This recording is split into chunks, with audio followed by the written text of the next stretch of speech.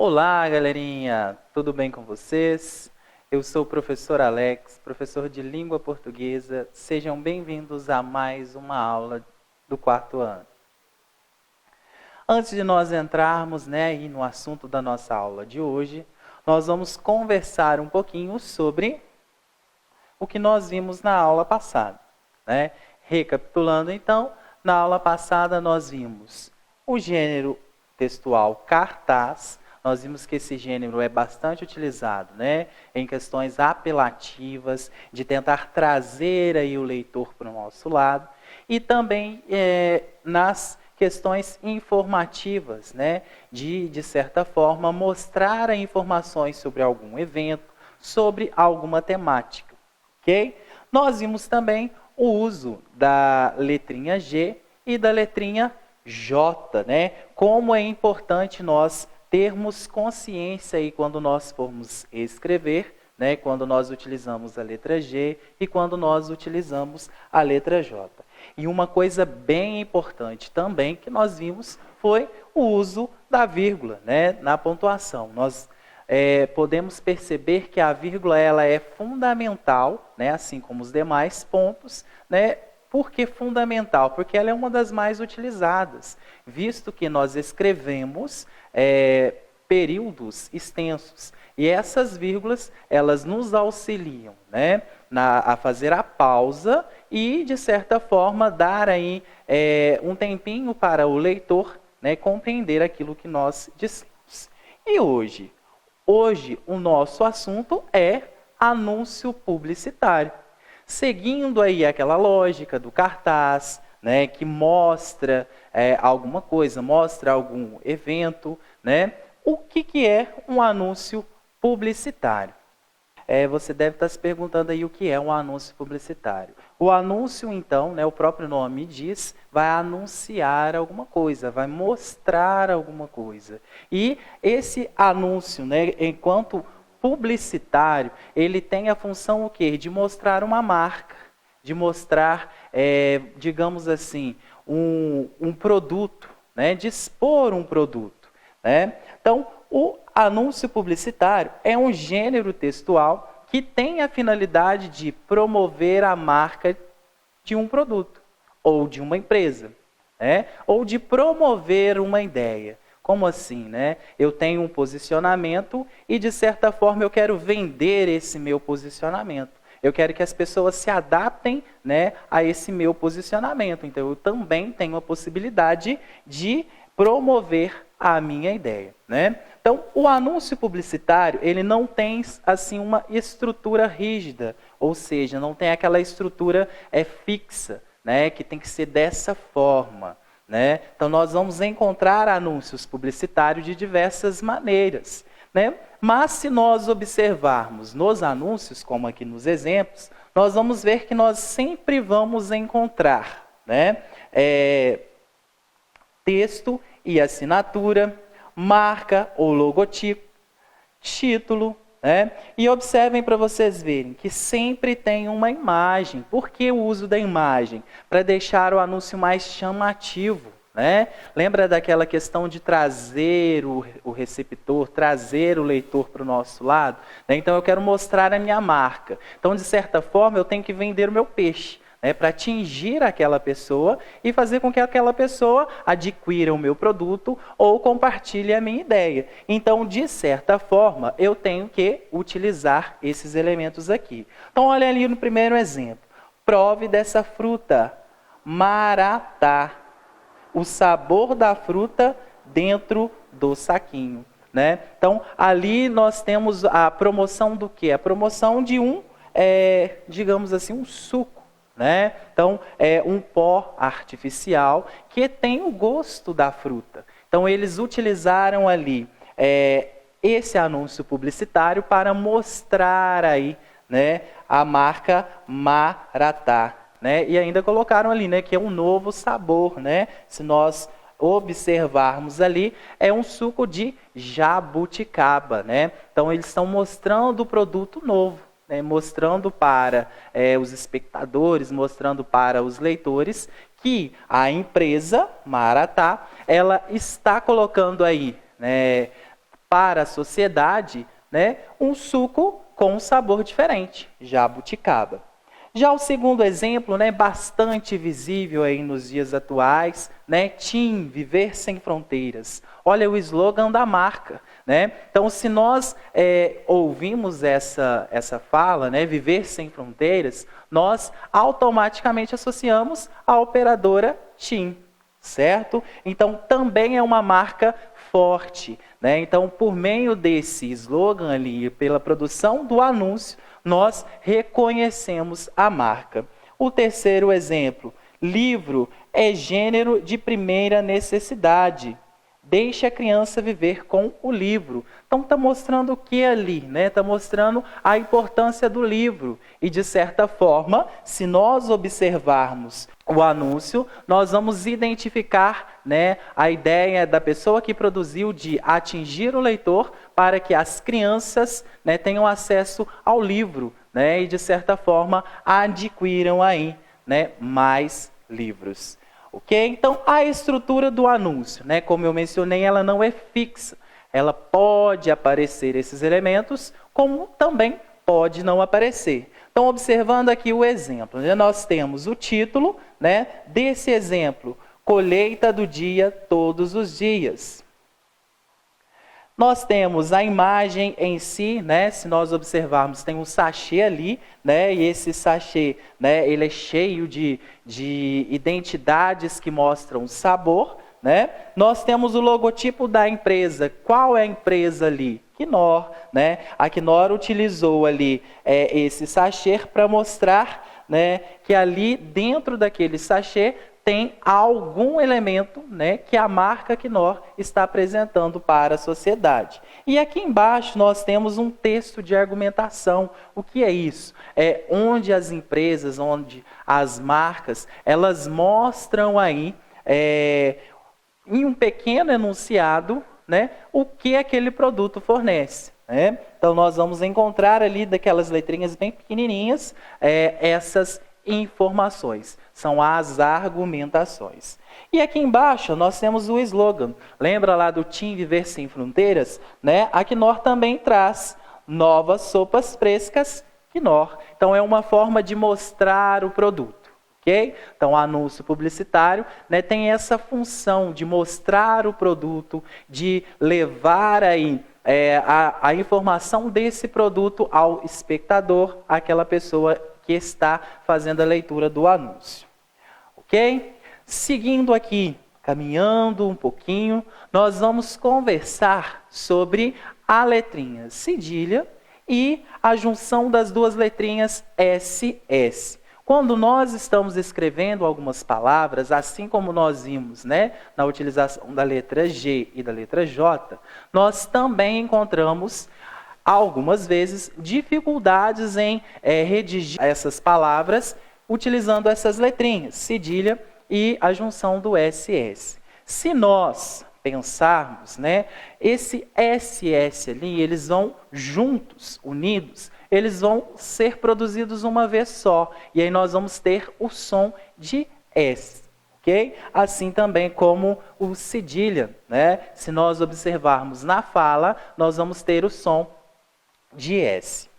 A primeira delas aqui. Então, cedilha.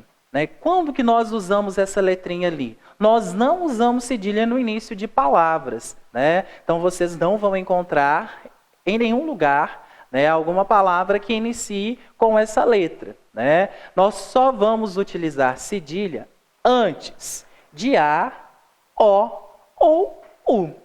Observem aqui os exemplos. Emoção, coração, tradição, espaço, terço, bagunça, caçula, açúcar e assim vai. Né? Se vocês observarem, nós não iniciamos nenhuma palavra com essa letrinha cedilha, né? Que é aquele C com aquele rabinho embaixo.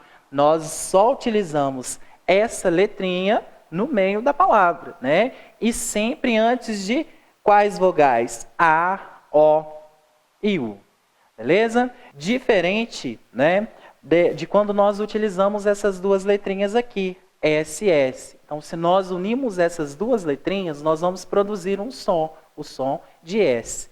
SS nós vamos usar sempre no meio das palavras e entre vogais. Eu posso utilizar SS entre um A e um E, entre o A e o I, entre o A e o O, entre o A e o U, e assim sucessivamente, modificando as vogais. Observem aqui os exemplos. Massa, processo, poço, massagem, missa. Nós sempre utilizamos a junção das duas letrinhas S no meio das palavras. Beleza. Vamos tentar fazer então aqui juntos esse exercício, né? O que nós vamos fazer aqui nesse exercício? Completar as lacunas aqui da primeira coluna com cedilha ou SS. Depois que nós completarmos aqui a primeira coluna, né, com cedilha ou SS, nós vamos contar quantas letras tem nessa palavra e aí nós vamos observar quanto som nós produzimos, né? E vocês lembram lá nas aulas anteriores que nós vimos separação silábica? Nós vamos fazer essa separação também aqui. Por quê? Porque nós vamos observar que quando nós utilizamos SS, na separação silábica, um S permanece em uma sílaba e o outro S na outra sílaba. Ok? Observem então aqui no primeiro exemplo, né? Vamos completar junto. A palavra ali é assunto, né? Assunto. Então, assunto, eu tenho o A antes e o U depois. Então, eu estou entre duas vogais. Eu posso utilizar cedilha ou eu posso utilizar SS, né? Mas como nós conhecemos a palavra, nós vamos utilizar SS. Se nós contarmos ali a letrinha, né? A, S, S, U, N, T, O, nós temos 7 letras. Mas quando nós pronunciamos a palavra assunto, nós só produzimos 6 sons. Então, nós temos 7 letras, 6 fonemas. Separando a palavra assunto, assunto. Nós temos aqui uma palavra trissílaba, né?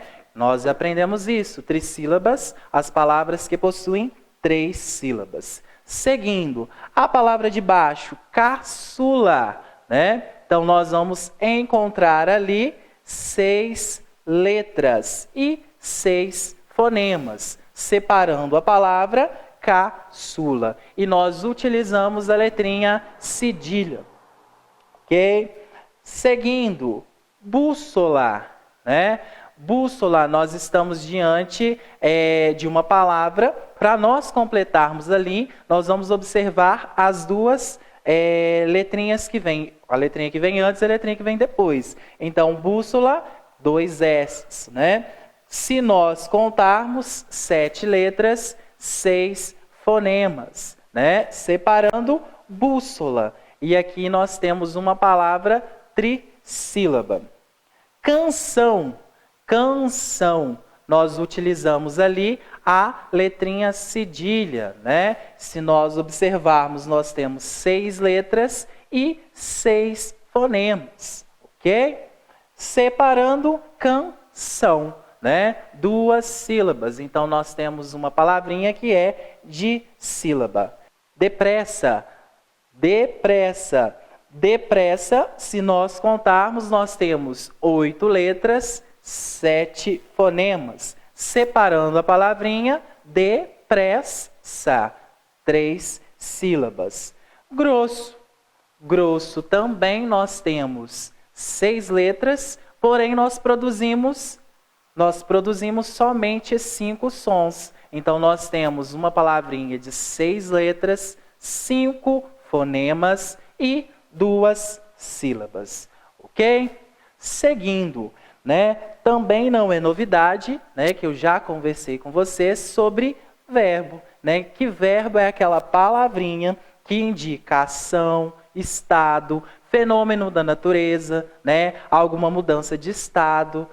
São aquelas palavrinhas que são importantes quando nós produzimos alguma oração, quando nós pronunciamos algum enunciado, né? E o verbo ele pode aparecer no tempo presente, no passado e no futuro. Como assim? Eu vou observar, né, quando esse verbo está sendo utilizado. Se eu estiver falando de algo que já aconteceu, o verbo está no passado. Se eu estiver falando algo que nós estamos vivenciando, nós estamos com o verbo no presente. E se eu estiver pensando em algo, né, que vai acontecer no futuro, eu vou utilizar o verbo no futuro, ou algo que ainda não aconteceu. Então, observem aqui os exemplos.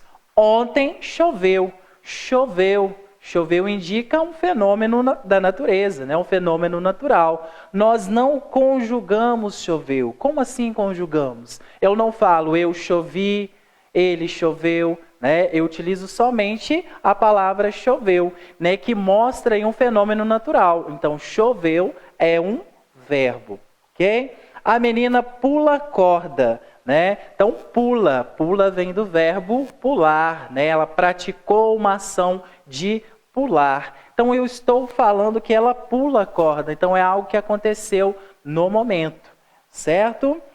A menina pulou algo que já aconteceu, né? Eu falo assim, você pula corda ontem? Não, você pulou corda ontem? Então, se eu utilizei, né, um tempo aí no passado, algo que já aconteceu, eu vou utilizar o verbo também no passado. Então, ali, pulou.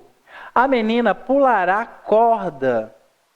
Então, ali está mostrando que o verbo está no futuro, porque é algo que ainda não aconteceu, né? Se eu observar, eu posso falar, a menina pulará a corda amanhã, pulará a corda terça-feira, pulará a corda mês que vem, né? Então, algo que ainda vai acontecer. Então, o verbo ele se apresenta no presente, no passado e no futuro. E nós também encontramos os fenômenos da natureza. Okay? Então, o que nós vimos hoje? Nós vimos anúncio publicitário, que é um gênero textual que tem a ideia, que tem a função de quê? De mostrar algum produto, né? De levar a informação aí sobre uma ideia, de colocar essa ideia à disposição da sociedade, à disposição das pessoas para que elas adquiram o produto mostrado.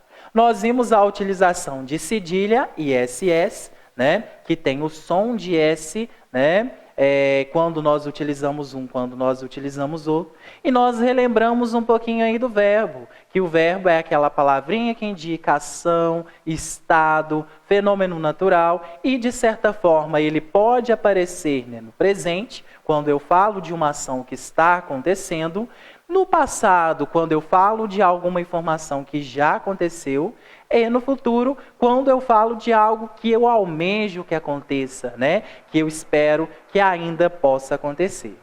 Beleza? Por hoje é só. Vejo vocês na próxima aula.